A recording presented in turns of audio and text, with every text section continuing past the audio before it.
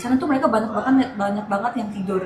Habis tidur bangun ngerjain tugas, belajar lagi, habis itu tidur lagi, terus belajar lagi, terus baru pulang. Jalur masuknya lewat SNBP ya. Nah itu menggunakan prestasi dan nilai rapor. Untuk tips and triknya, yang pastinya selain ningkatin nilai rapor dari semester 1 sampai semester 5, mungkin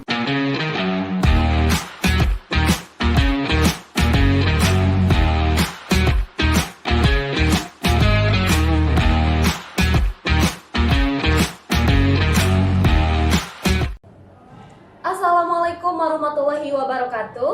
Halo Sobat Semala dimanapun Anda berada. Kembali lagi di podcast Semala bersama saya Kaisha Laina Putri.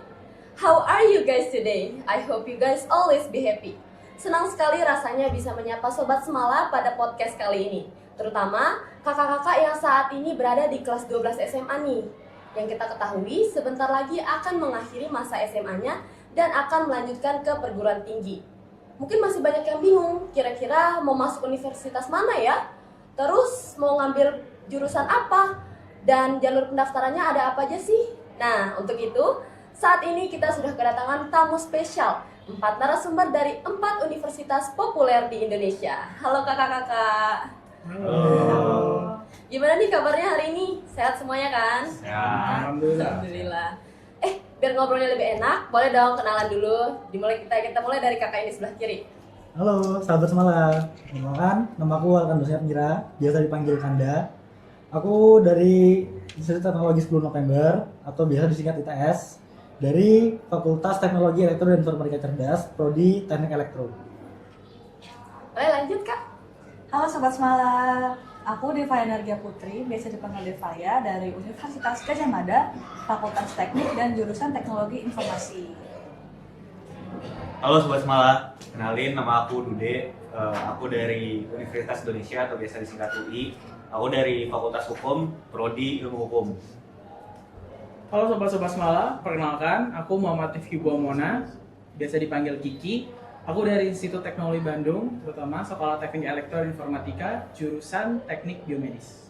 Oke, kita udah kenalan sama kakak-kakaknya nih. Boleh dong kak, biar Sobat Semala lebih punya gambaran nih. Boleh diceritakan, dijelasin sedikit aja mengenai universitasnya. Kita mulai dari kakak Yalgi. Oke, buat gambaran dari ITS sendiri, itu dari lokasinya ada di Skolilo. Sebenarnya ada 3 kampus.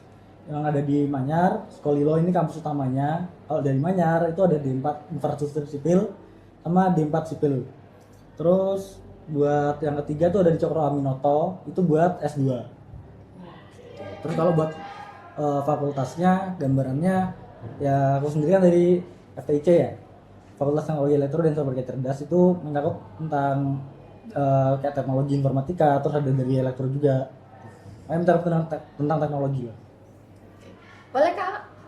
Nah, kalau dari UGM itu sendiri itu fakultasnya itu jauh banget, perbedaan tempat mereka tuh jauh banget. Jadi bahkan dari teknik itu mungkin bisa ada di ujung dunia, bahkan di FIB juga ada di sana. Kayak kalian itu susah untuk, maksudnya UGM itu nggak dari satu tempat gitu.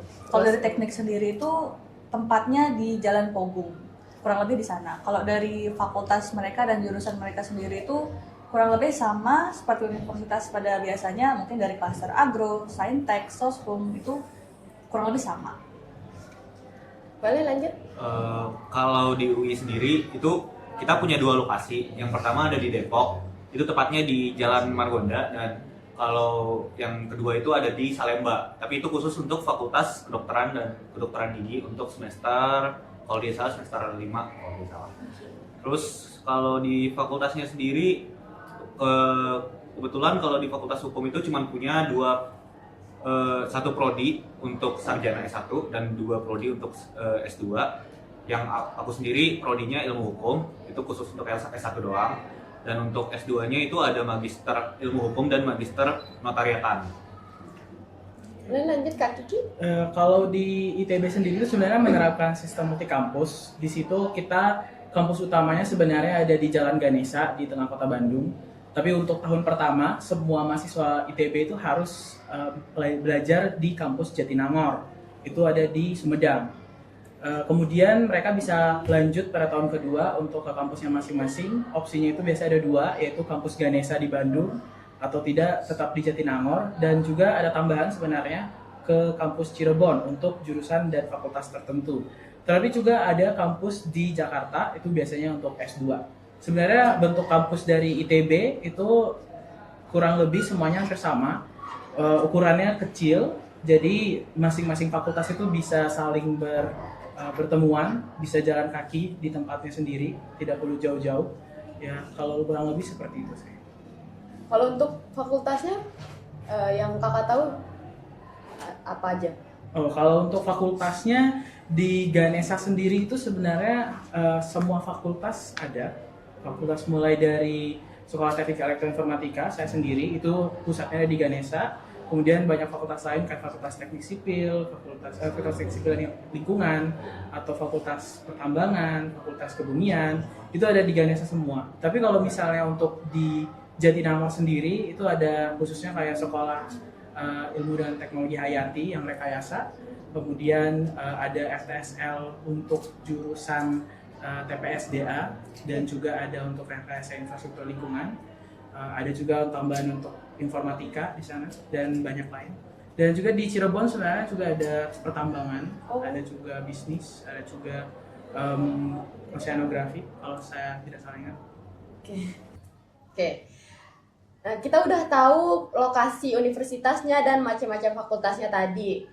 Nah, yang paling bikin penasaran nih, Sobat Semala pasti pada nungguin part ini. Gimana sih cara masuknya? Boleh kita tanya dulu dari Kak Kiki. Oke, kalau saya itu menggunakan jalur SNBT itu melalui tes UTBK. Oke. Kemudian tulis berbasis komputer. Kalau Kak Dude? Kalau aku sendiri lewat SNBP, Seleksi Nasional Berdasarkan Prestasi. Kakak? Kalau saya sendiri dari program IUP atau International Undergraduate Program. Oke, kalau Kak Kanda nih? Kalau aku sendiri dari Seleksi Mandiri Umum. Mandiri Umum. Oke. Ternyata beragam banget ya ini jalur pendaftarannya. Kita juga pasti pengen tahu dong. Boleh di-spill rahasia tips and triknya biar lolos? Oke, kalau saya sendiri kan saya melalui jalur TBK. Ya. Jadi itu ujian tulis berbasis komputer. Materi-materi yang di sana tuh kan sebenarnya banyak ya, dan itu tidak diajarkan di SMA. Jadi waktu itu saya cara untuk melatih diri saya agar bisa menguasai lah materi-materi yang ada di sana itu dengan banyak tryout. Ya ikut trial and error lah gitu istilahnya. Karena saya itu menggunakan tes-tes yang sudah banyak, misalnya perkumpulan soalnya itu, kemudian saya jawab dan saya bahas lah istilahnya jawaban yang benar atau salah gitu istilahnya. Dan di sana saya juga bisa tahu misalnya kekurangan saya di mana dan kelebihan saya di mana, sehingga saya bisa memfokuskan lah istilahnya materi tertentu untuk menjadi target saya. Selain itu juga saya itu mencari tahu lebih lanjut terkait database tentang nilai-nilai yang sekiranya cukup lah gitu untuk masuk ke fakultas yang saya mau, sehingga saya bisa menetapkan target di mana nilai saya terus-menerus saya gunakan hasil dari trial tersebut untuk kira-kira diukur lah bisa apa tidak untuk masuk ke fakultas tersebut gitu. Karena menurut saya juga kalau kita menggunakan istilahnya trial and error ini, kita bisa tahu kekurangan kita di mana dan dari sana kita bisa mencoba capai target. Oke. Kalau kesulitan ada nggak Kak kalau lewat jalur ini? Kalau saya kesulitannya saat itu ada di bagian, ya banyak orang mungkin sama seperti saya kesusahan di bagian PK dan PM itu bagian kuantitatifnya, bagian matematisnya. Karena di sana tuh perhitungannya banyak dan waktunya juga sangat singkat. Sehingga waktu itu saya coba terus-menerus untuk try out. Saya cari tahu kira-kira waktu saya dibutuhkan berapa per soal, atau kayak fokus strategi saya seperti apa. Waktu itu saya mencoba untuk mencari tahu pola atau melihat pola apa yang sekiranya bisa saya manfaatkan sehingga bisa memangkas lah gitu waktu yang dibutuhkan untuk dikerjakan per soal, supaya saya bisa menjawab secara maksimal. Berarti difokusin di trial and errornya aja ya?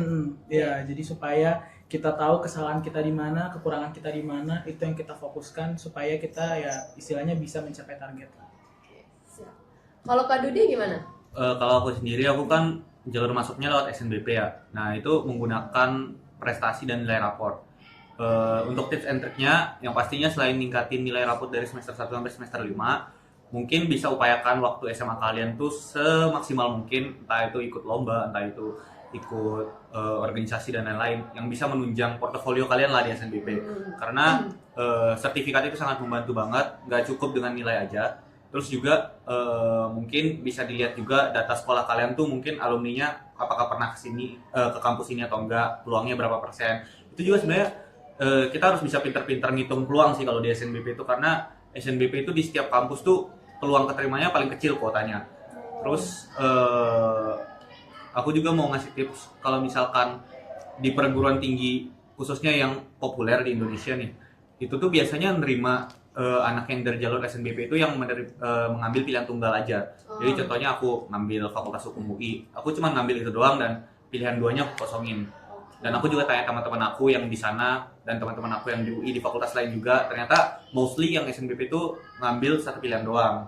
Karena disitulah prinsip universitas yang biasanya bahasanya nggak mau diduakan, itu tuh berlaku di situ. Ya itu sih. Dan kalau ditanya mau idealis atau realistis, aku bilang idealis aja, karena SNBP itu ya udah sekali seumur hidup, dan kalau misalkan kalian nggak ngambil itu juga berbahaya. Jadi cobalah selagi masih bisa dicoba gitu. Coba aja ya. Terus kalau boleh tahu nilai rata-rata rapotnya Kak Dude waktu itu berapa? Waktu itu aku nilai rata-rata rapotnya 91,54. Oke. Kalau kesulitan ada nggak sih Kak kalau dari jalur SNBP? Kesulitan mungkin lebih ke di masalah apa ya, waktu pertimbangannya sih, karena aku melalui proses pertimbangan yang panjang mau ambil FHUI atau enggak di SNBP, karena di satu sisi aku agak nggak yakin dengan SNBT, jadi mau kayak ya udah lolosin SNBP aja. Tapi kalau ngambil FHUI itu kayaknya kecil banget kemungkinannya mau lolos di SNBP. Terus ya udahlah coba aja. Yang penting nyoba daripada nggak nyoba sama sekali. Ya puji Tuhannya lolos. Ya. Gitu sih. Oke. Kalau Kakak gimana? Nah, kalau dari program IUP sendiri itu kan pakai tes TOEFL atau enggak IELTS.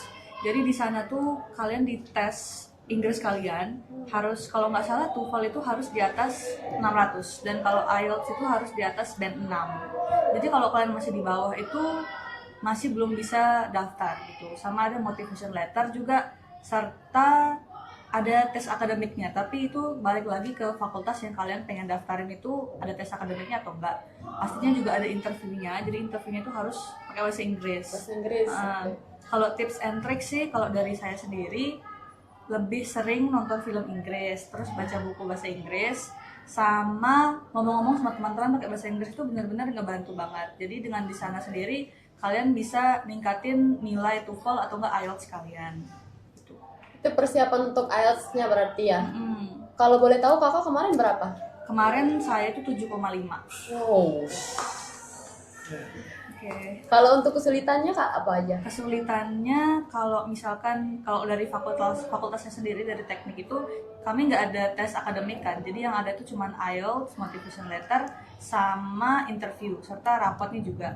Nah kalau dari kesulitannya sih lebihnya di IELTS itu sendiri ya, soalnya itu aku tuh daftarnya mepet banget, kayak seminggu sebelum selesai pendaftaran IUP, dan itu aku harus udah ada sertifikat IELTS-nya. Nah dari kesulitannya itu karena waktunya sih juga, sama kalau misalkan kalian di IELTS itu kan bakal dites dari reading, listening, bahkan writing kalian tuh bakal dites semuanya, dan itu harus bisa tahu kalian lemahnya di mana. Kalau saya sendiri sih lemahnya di writing waktu itu, jadi saya sempat kayak susah banget nggak baca-baca buku dan nulis-nulis esai, itu kayak banyak perjuangan yang bisa saya lakuin biar meningkatkan nilai writing saya sendiri gitu. Oke. Kalau Kak Anda gimana? Kalau aku kemarin ya lewat tes mandiri umumnya. Jadi tesnya tuh ya hampir sama kayak SNBT, cuman ada tambahannya lagi. Jadi ada tambahan bidangnya kayak matematika dan fisika dasar, sama ada tes kemampuan logika. Yang logikanya yang paling kayak pencerminan dari benda ruang. Tips and triknya Kakak gimana? Kalau tips and trik sih dikuatin di matematika sama fisikanya. Itu yang paling berpengaruh ya. Kesulitannya Kakak berarti di situ. Di situ. Matematika dan fisika ya. Oke. Berikutnya nih Kak. Kalau misalnya anak-anak daerah mau kuliah keluar daerah itu kan sering banget memperhitungkan biaya gitu kan, karena jadi kendala. Boleh nggak ceritain pengalamannya membayar UKT? Ada berapa jenis UKT gitu? Boleh dari Kak Kiki? Oke, kalau di ITB sendiri itu sebenarnya dia itu nggak ada untuk tahun saya ya, untuk SNBP dan UTBK, ya SNBP dan SNBT itu sepertinya dia tidak ada tingkatan UKT khusus gitu. Oh. Karena kalau di ITB itu pada awalnya itu pada semester 1 baru pendaftaran ulang itu tuh langsung dipatok rata. Semua itu langsung UKT paling tinggi. Oh. 12,5 juta untuk semua fakultas Oh. kecuali SBM yang bisnis dan manajemen itu dapat 14,5 Oh. kalau saya nggak salah. Nah, sistemnya itu kita bisa cicil juga. Oh. Jadi kita bisa cicil, misalnya kita tidak bisa bayar 12,5 juta itu, kita bisa cicil sampai batas waktu tertentu. Dan selain itu, kita juga bisa minta keringanan UKT hingga 500.000 sama saya. Nah, karena di TB itu sistemnya seperti itu. Kalau ingin UKT yang lebih rendah itu harus pengajuan dulu. Syaratnya apa, Kak? Pengajuan itu sebenarnya kalau saya sendiri sih belum melakukan pengajuan, tapi yang dari saya dengar dengan teman-teman saya tuh syaratnya itu dia sekiranya ya minta pengajuan melalui kirim surat seperti itu ke langsung ke ITB sendiri, dan dia tuh ada syarat-syarat seperti kayaknya minta spesifikasi tentang sekiranya finansial dari keluarga lah gitu. Tapi di ITB sendiri tuh untungnya itu sangat banyak sekali beasiswa gitu. Oh. Beasiswa yang di sana tuh sangat banyak. Teman-teman saya sekiranya dari banyak orang yang saya kenal dari Lombok sendiri, dari daerah sini sendiri, itu tuh kebanyakan udah dapat beasiswa baik dari dalam ITB, dari institut yang bekerja dengan ITB, bahkan juga dari luar gitu. Karena memang peluangnya sangat banyak dan itu sangat didukung juga dari ITB, fasilitasnya untuk mendapatkan beasiswa itu sangat didukung. Banyak peluang beasiswa berarti ya? Iya, banyak sekali. Kalau Kak Dude gimana? Kalau di UI sendiri tuh ada namanya sistem BOP berkeadilan. Jadi begitu kita masuk, ini berlaku di jalur reguler, nggak termasuk jalur internasional dan nggak termasuk jalur mandiri. Begitu kita masuk, kita bakal dikasih formulir UKT. Jadi kita bakal ngisi kondisi finansial kita melalui bukti-bukti kayak misalkan slip gaji orang tua, terus surat pajak tahunan dan lain sebagainya, sebagai bahan pertimbangan untuk pihak fakultas itu menentukan UKT kita tuh berapa. Dan di UI sendiri tuh ada tiga rumpun UKT. Yang pertama itu rumpun kesehatan dan teknik, itu bisa dibilang dari 500.000 sampai 20 juta. Kalau rumpun soshum sendiri itu dari 500.000 sampai 14.600.000, dan untuk di vokasi itu 500.000 sampai 15 juta. Nah, waktu itu di Fakultas Hukum sendiri itu banyak banget yang biasanya dekannya atau pihak fakultasnya itu langsung mematok kita dari yang paling tinggi dulu. Dari kelas paling tinggi yaitu 14 juta. Karena untuk di hukum sendiri itu biasanya kalau mau mengajukan keringanan ya harus diajukan dulu, sama kayak di ITB tadi. Tapi kalau misal sudah diajukan keringanan, terus keringanan yang diberikan itu mungkin masih tidak memuaskan atau mungkin masih merasa berat lah, itu bisa terus diajukan banding sampai maksimal kalau tidak salah 3 kali per semester. Dan juga kalau misalkan tetap tidak puas, UI itu menawarkan mekanisme cicilan juga, dan juga biasanya kita langsung dialihkan ke beasiswa. Nah, kalau misalkan anak-anak daerah kayak misalkan di NTB mau kuliah di UI khususnya, nanti kita bakal dapat akun SSO, itu akun untuk mengakses fasilitas UI, dan itu ada website beasiswa nanti, yang dimana beasiswanya benar-benar banyak banget, entah itu dari pemerintah, korporasi, atau mungkin dari kampus itu sendiri. Dan di sebelahnya itu selalu ada list udah berapa orang yang ngambil beasiswa ini dan kuotanya berapa. Dan itu mostly kayak misalkan misal beasiswa A nih, beasiswa A ini di listnya yang udah nerima itu 15 orang, tapi kuotanya yang berhak menerima itu 50 orang. Berarti ada sekitar 35 orang lagi yang belum ngambil kan. Maka dari itu kalau misalkan kita daftar, kita udah otomatis dapat. Ngerti. Dan itu banyak banget, jadi kayak gampang banget untuk memperoleh beasiswa di UI, jadi jangan takut aja sih. Walaupun biayanya lumayan, tapi beasiswanya juga lumayan ya. Iya. Kalau kakak gimana? Kalau dari terlepas dari kelas IUP sendiri, mungkin di regulernya itu kurang lebih sama seperti UI. Jadi cuman perbedaannya dari UGM itu lebih gampang subsidi. Jadi bahkan bisa dapat gratis, nggak bayar UKT sekalipun tuh masih tetap bisa. Oh. Jadi kalau misalkan punya KIPK atau mungkin pengen aju banding atau juga subsidi itu sendiri tuh benar-benar bisa banget di UGM kalau gitu sih. Kalau masalah dari jalur masuknya sendiri kan karena IUP, jadi UKT-nya kurang lebih tinggi banget. Tapi perbedaannya itu dari orang luar yang misalkan dari USA atau dari India atau dari Qatar itu untuk UGM itu lebih tinggi nilai UKT-nya daripada anak-anak yang dari Indonesia mau ke UGM yang UNA lebih mahal ya. Iya. Kalau saya kemarin itu di teknologi informasi kurang lebih UKT-nya 29,3. 29,3. Iya. Itu nggak ngajuin banding tuh. Itu nggak bisa Nggak ngajuin bisa. banding. Soalnya Oh.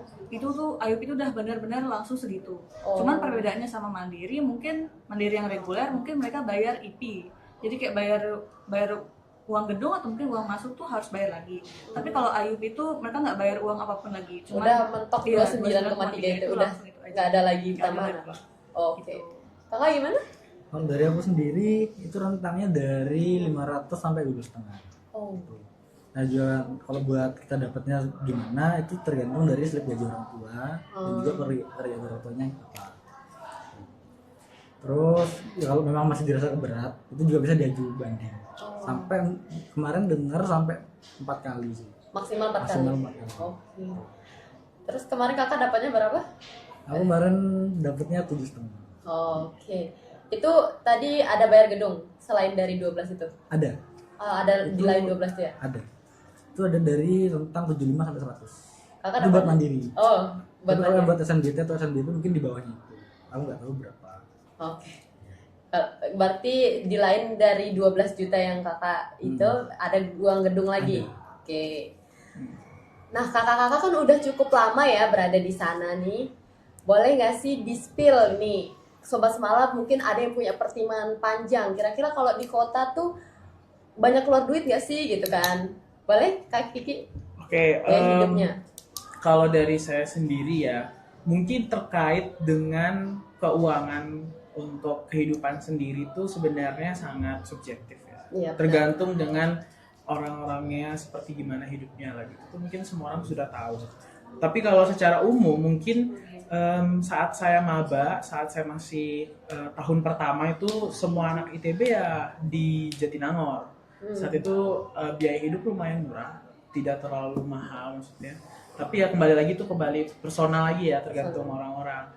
Mungkin kira-kiranya tuh kalau untuk biaya kos per bulan itu bisa dari 1 juta sampai 1,5 atau 2 juta gitu. Kemudian untuk biaya hidup mungkin kalau untuk makan bisa per minggunya dari 300 hingga 500 atau sampai 700 tergantung lagi. Tergantung lagi individunya. Cuman kalau misalnya kita membandingkan saat maba itu di Jatinangor dengan saat di Bandung, Iya. mungkin karena Bandung itu sudah kota besar, Kota besar ya. ya istilahnya biaya hidup tuh ya semakin mahal gitu. Jadi sekiranya kayak untuk seminggu bisa dari ya 400 hingga 700 gitu. Dan untuk untuk biaya kos sendiri itu bisa hingga 2 juta atau 2,5. Kalau saya pribadi sih mungkin karena saya punya kendaraan dan juga tempat tinggal saya tuh butuh kendaraan untuk sampai ke kampus, kira-kira ya butuh lebih tinggi lah gitu. Iya benar. Buat Tapi- bensin ya. Buat bensin dan yang lain-lainnya. Tapi kalau misalnya kalian itu punya kesulitan dalam hal tersebut, banyak tempat di ITB yang disediakan, contohnya asrama. Oh, ada asramanya ya? Ya, ada asramanya gitu. Dan enaknya juga di ITB itu karena kampusnya itu dekat, misalnya kampusnya itu saling berdekatan. Iya. Tidak, fakultasnya tidak jauh-jauh, gedungnya tidak jauh. Itu sebenarnya tidak harus butuh kendaraan gitu. Banyak teman-teman saya misalnya dia tidak membawa kendaraan, dia cuma jalan kaki kayak gitu. Dan ya kembali lagi ya. Berarti kalau asramanya itu deket banget ya dari kampusnya? Kalau di asramanya sebenarnya dia itu pisah dari kampusnya. Kalau untuk di Jatinangor itu asramanya ada di dalam kampus. Oh, Jadi tidak perlu jalan keluar. aja. Iya, jadi teman-teman saya dulu yang asrama itu misalnya punya kelas jam 9, mereka baru bangun jam 8, 8.45 gitu. Saking deketnya. Saking dekatnya ya. Jadi mereka tinggal turun aja waktu ke kelas. Tapi kalau misalnya di Ganesha itu pisah dari kampus, tapi nggak terlalu jauh. Itu ada di Sangkuriang namanya. Jadi itu kalau misalnya tinggal di sana, mereka harus lewat pintu belakang dari kampus. Itu lumayan jalannya, jalan kaki, mungkin 15 menit gitu. Oh, Ya, tapi ya kalau di TB sih masuk dari pintu depan atau pintu belakang itu ke kelas itu harus jalan juga. Jadi kayak tetap harus pintar-pintar hitung waktu lah gitu. oke. Kampus yang lain juga sekiranya kayak kampus Cirebon itu setahu saya ada asrama juga. Jadi disediakan lah gitu fasilitasnya sama kampus. Berarti ada pilihan untuk asrama atau tidak itu lagi ya? Iya, kalau untuk mahasiswa KIPK seingat saya di Jatinangor itu ada kewajiban untuk Asrama. asrama. Oh, oke. Kalau Kak Dude gimana? Di Jakarta nih, kota besar. Iya, sebenarnya kalau lokasi persisnya kampusku kan di Depok ya. Oh iya. Sebenarnya ya udah perbatasannya juga di dalam kampus juga, perbatasan antara Oh. Jakarta dan Depok itu di Iya. situ. Terus ya bisa dibilang mungkin lebih tinggi sedikit dari Mataram, dan untuk biaya hidup tuh kalau misalkan buat makan sehari aja, kalau misalkan kita hemat nih, mungkin kalau di Mataram masih bisa kita nemuin kayak nasi 10.000. Iya benar. Tapi kalau di sana tuh mungkin paling murah, paling standar lah 15.000. Wow. 15.000 dan juga jadi kayak makan sehari 3 kali itu kalau misalkan 15.000 kali 3 ya udah 45.000. Iya. Tapi itu balik lagi juga, apakah kalian tipikal orang yang mau hemat terus, mau menjaga budaya NTB kalian di perantauan, atau mungkin kalian mau jadi bertransformasi jadi anak Jaksel yang Iya. mau nongkrong sana sini. Balik lagi ke gaya hidup teman-teman. Terus juga untuk kos sendiri itu, jadi di UI itu ada beberapa dibagi jadi beberapa area. Jadi kayak ada yang namanya Barel, belakang rel, ada Pocin, Pondok Cina, ada Kutek, kukusan teknik, sama Kupel, kukusan kelurahan. Nah, biasanya itu beda harga range cost-nya. Tapi ya aku sendiri, aku di Barel itu yang paling dekat sama fakultasku, dan itu cost-nya ya paling rendah ditemuin tuh ya 1,2 sampai 3 juta itu ada tuh. Terus UI juga kayak ITB menyediakan asrama. Kalau misalkan teman-teman mau menghemat atau khawatir akan biaya, asrama itu start dari range 300.000 sampai 2 juta per bulan, tapi tergantung fasilitasnya juga. Tapi menurutku itu udah worth it karena udah ada kantin asrama juga yang harganya tuh kayak sama di Lombok, kayak bahkan lebih murah. Ada kayak ya simpel makan nasi sama tempe, tapi itu bisa nambah sepuasnya, itu cuma 8.000. Oh, oke. Terus ya udah gitu sih. Gak nyampe 15.000 ya Nggak kayak nyampe. dulu. Karena emang asrama dikhususkan untuk yang daerah. Jadi orang di Jabodetabek nggak boleh tinggal di asrama gitu. Oh, oke. Berarti yang untuk perantauan ya asramanya. Oke. Oke, terima kasih ya Kak Dude. Sekarang kalau dari Jakarta kita lanjut ke Jogja nih. Kalau di Jogja gimana Kak biaya hidupnya? Nah, kalau di Jogja sendiri kurang lebih seperti apa yang Kak Kiki dan Kak Dude katakan. Tergantung kaliannya maunya hidupnya kayak gimana.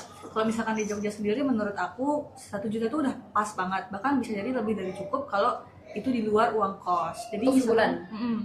Jadi misalkan kalau kalian dapat di tempat yang banyak warung, kayak di kosku sendiri tuh kurang lebih 10.000 bisa dapat nasi dan telur. Terus kalau 13.000 udah ada lauknya yang lebih banyak, 15.000 tuh udah pas banget lah gitu. Jadi kurang lebih dengan uang segitu harusnya cukup. Tapi balik lagi ke kaliannya kayak gimana. Misalkan kalau kalian pengen nongkrong tiap hari atau kayak pengen belajar di kafe tiap hari, itu beda lagi kalau dari aku sendiri. Cuman kalau dari aku sendiri sih juga aku ke kampus tuh jalan kaki. Jadi karena kosku tuh benar-benar dekat banget sama kampus, jadi nggak perlu pakai Gojek. Oke. Kurang lebih kayak olahraga juga kan. Gitu. Jadi kayak menghemat uang juga tuh bisa kayak gitu sih kalau di Jogja. Jadi Jogja tuh kurang lebih murah daripada Depok, Bandung mungkin bisa jadi lebih murah. Karena makanannya juga gampang ditemuin, kayak Warmindo, warung-warung tuh banyak banget di semua tempat tuh, banyak banget. Biaya hidupnya lebih murah berarti ya? Nah, harusnya lebih murah. Kalau Kak Kanda nih yang di Surabaya, gimana Surabaya? Oke. itu ya sama kayak kakak ITB, kakak UI dan juga kakak UGM yang jadi banyak tuh berbagi informasi. Oke.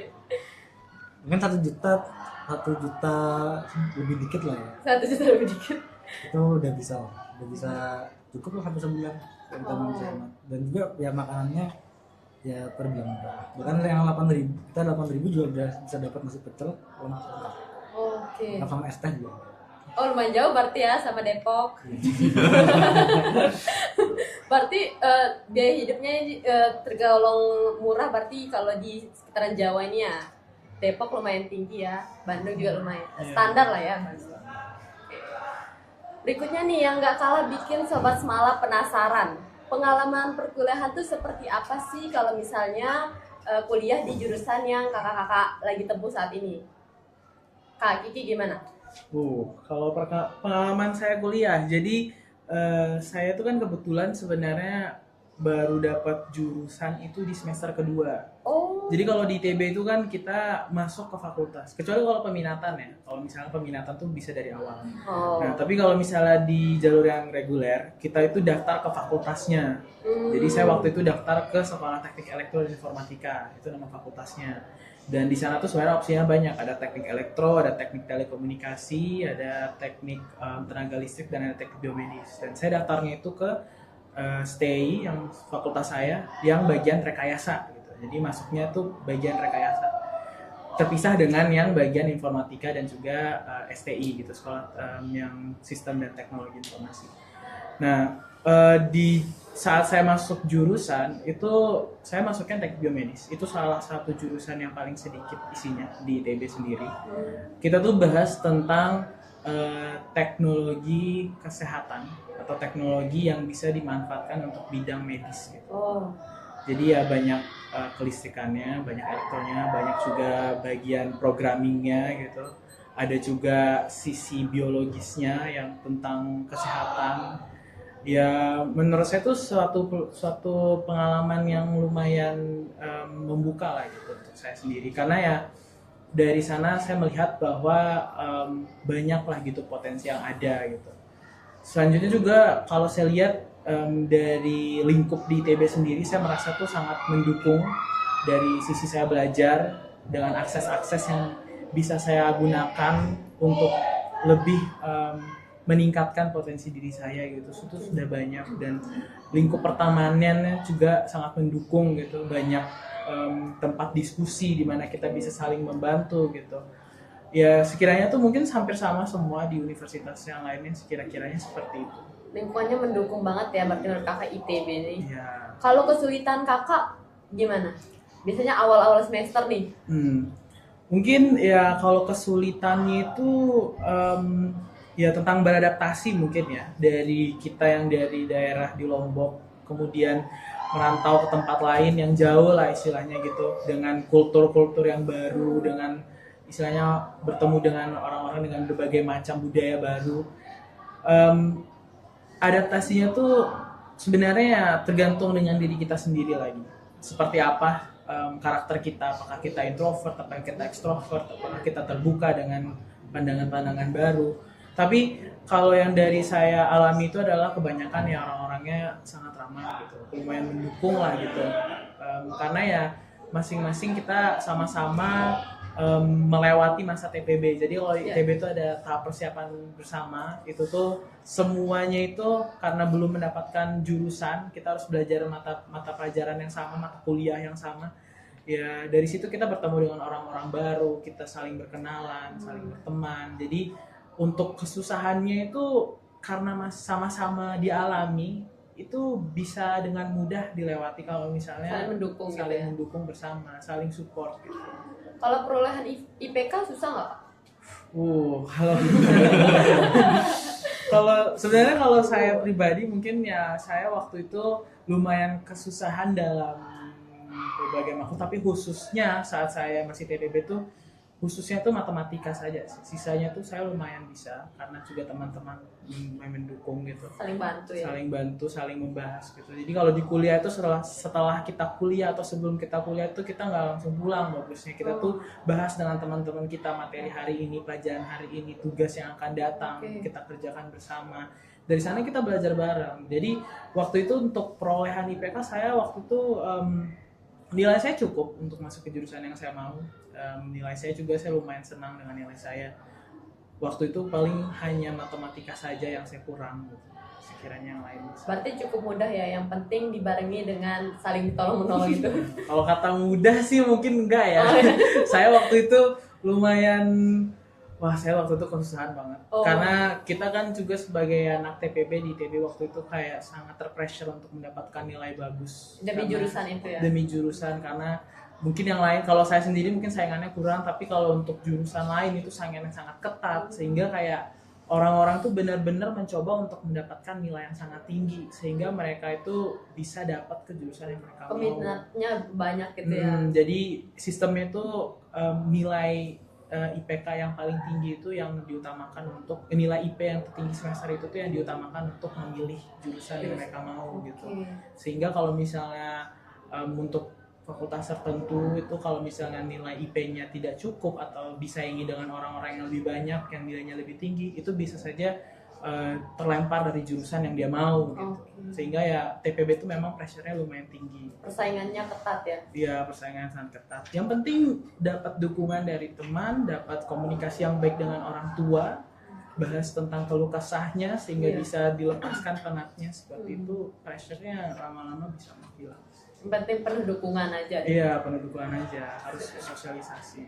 Itu kalau di ITB, kalau di UI gimana nih Kak Dude?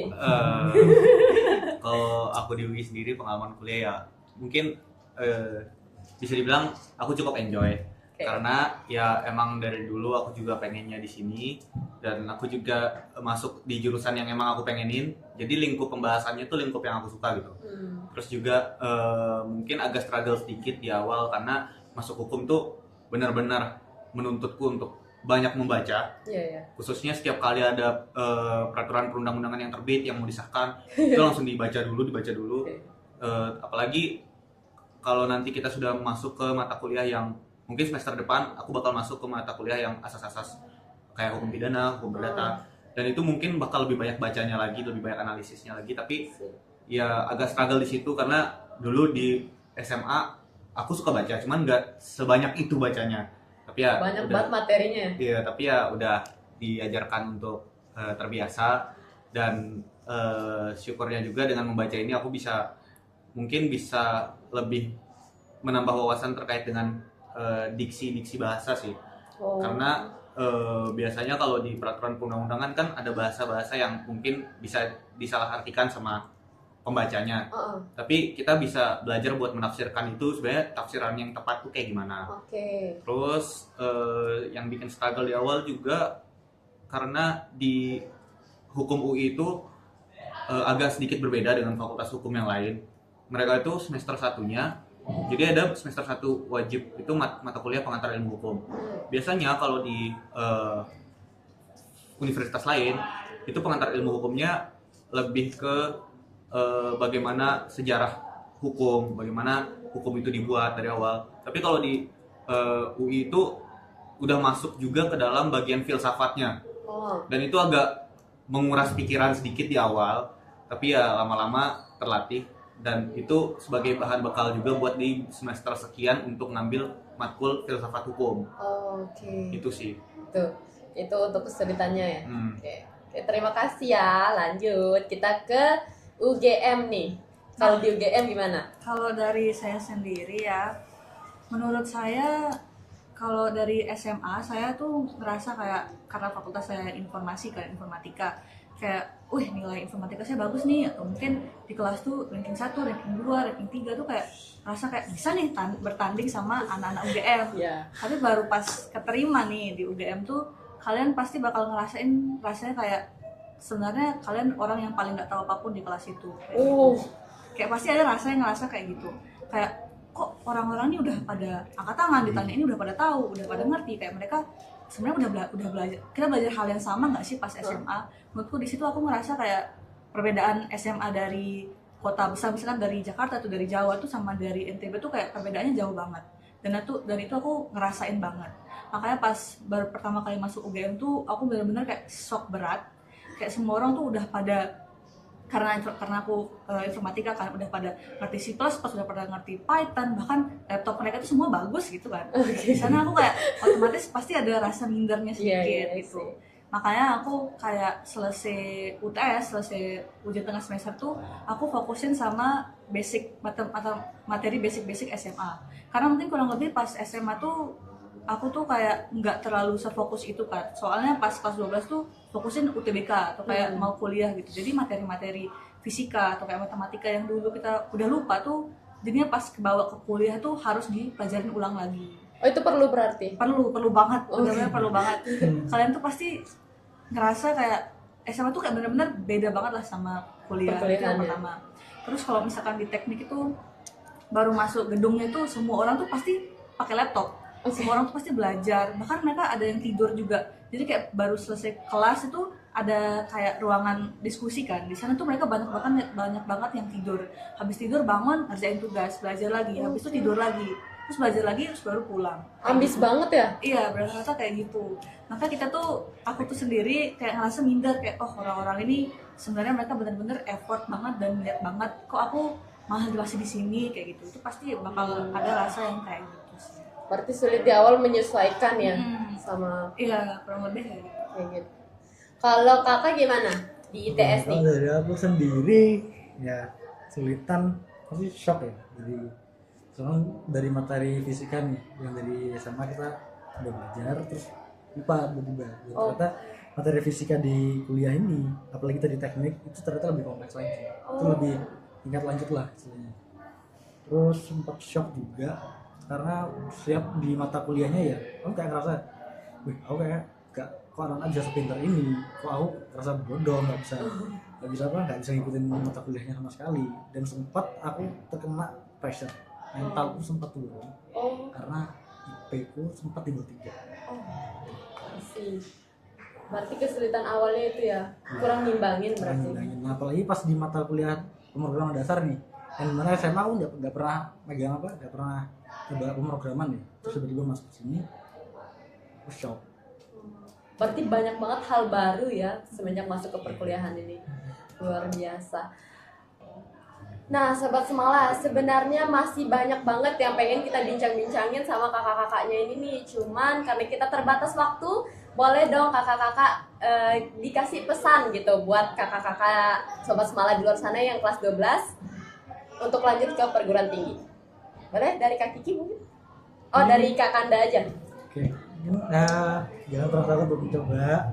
Selagi kalian masih pede, coba aja. Siapa tahu itu peluang besar buat kalian. Itu aja.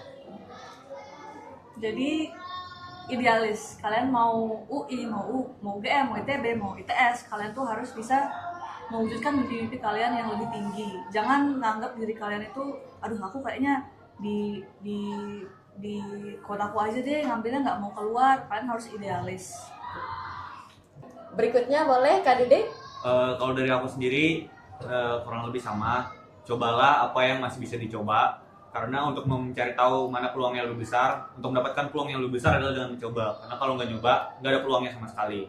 Dan percaya diri aja kalau misalkan kalian semua itu berhak buat bermimpi besar. Nggak ada yang larang kalian buat untuk bermimpi. Dan nggak ada yang larang kalian juga untuk mewujudkan mimpi itu. Jadi kejar aja terus. Dan semoga semua usaha yang udah dikerahin bisa membuahkan hasil yang terbaik buat Sobat Semala yang lagi kelas 12.